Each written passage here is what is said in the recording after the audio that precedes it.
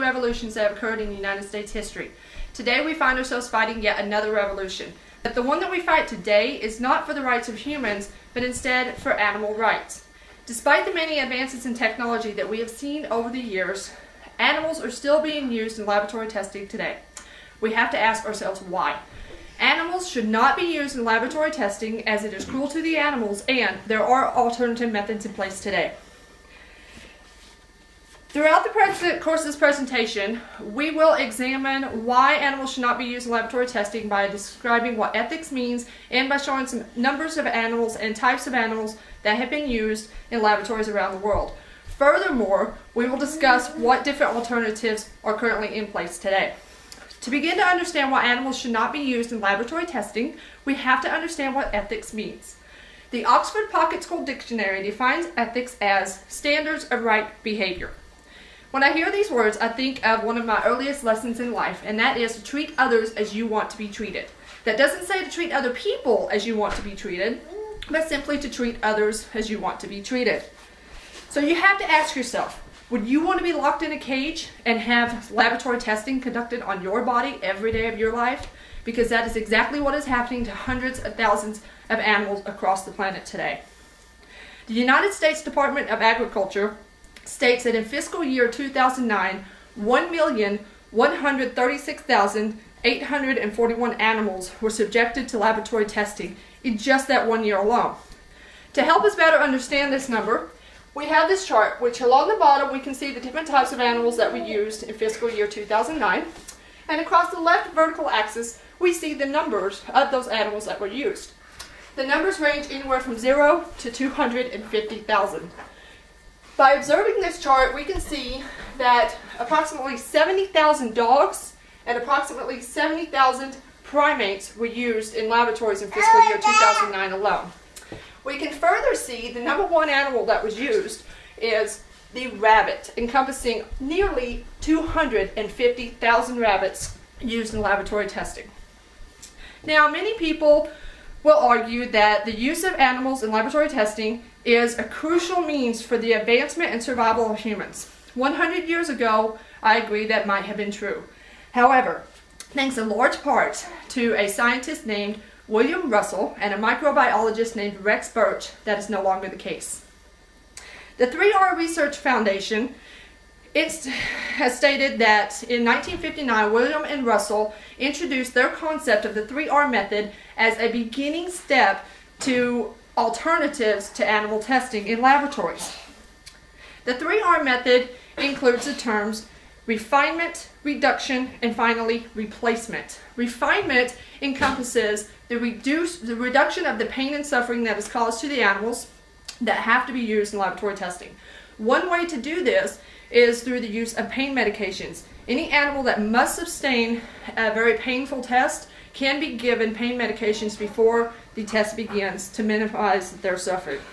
Another way is through technology, MRI, CAT scan, and ultrasound. The second step to the 3R method, which is reduction, encompasses reducing the total number of animals that are used in testing. A few ways that we can do this is by reusing the same animal. By reusing one animal that you might have used, for example, in the Dre's eye test, for another test in which you must extract blood from the animal, you are reducing the total number of animals that are used each year. The final step of the 3R method, which is replacement, encompasses a complete replacement of animals used in laboratory testing. This means live animals. Everyone understands that at some point, any kind of maybe a dead animal or dead animal parts will be needed to be used, but replacement is focusing on the reduction of live animals used in laboratory testing. One way to do this is through computer modeling. Many laboratories today actually have computers that can replicate animal DNA and also the chemical composition of the animals instead of using the actual animals themselves. Another way is through food farms.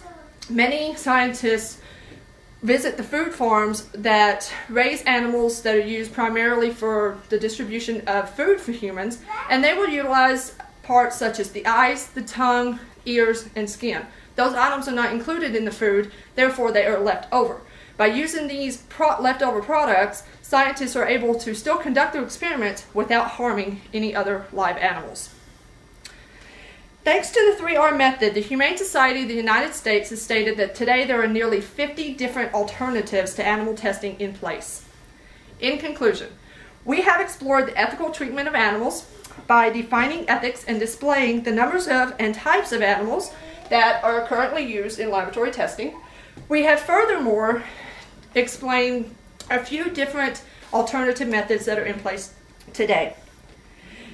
With this information, we can understand that animals should not be used in laboratory testing as it is cruel to the animals, and there are currently alternative methods in place. Keep in mind that animals have a right to live just as we humans do, and by subjecting these animals to the oftentimes painful and very cruel tests, we are taking that right to live a happy life away from the animals. With the greater understanding of all this information, we can all begin to make a difference in the lives of animals everywhere. Are there any questions? Yes. I was wondering, why aren't there rats and stuff on there? Why aren't there rats showing on the chart?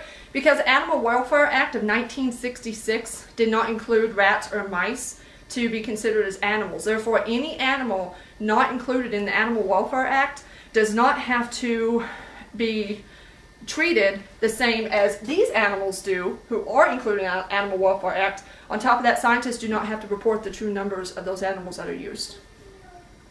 So thank you. It's a great question. Are there any others? Yeah, if I wanted to stop animal testing, what should I do?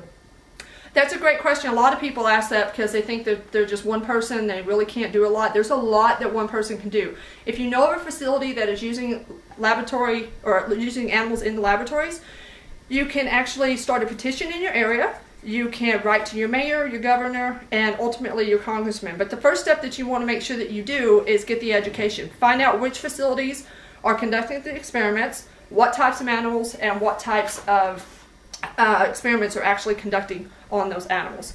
And then with that information, you can compile that and let your congressman, your senator, your mayor, anyone know that you know what's going on and you don't want it to happen anymore. So thank you again.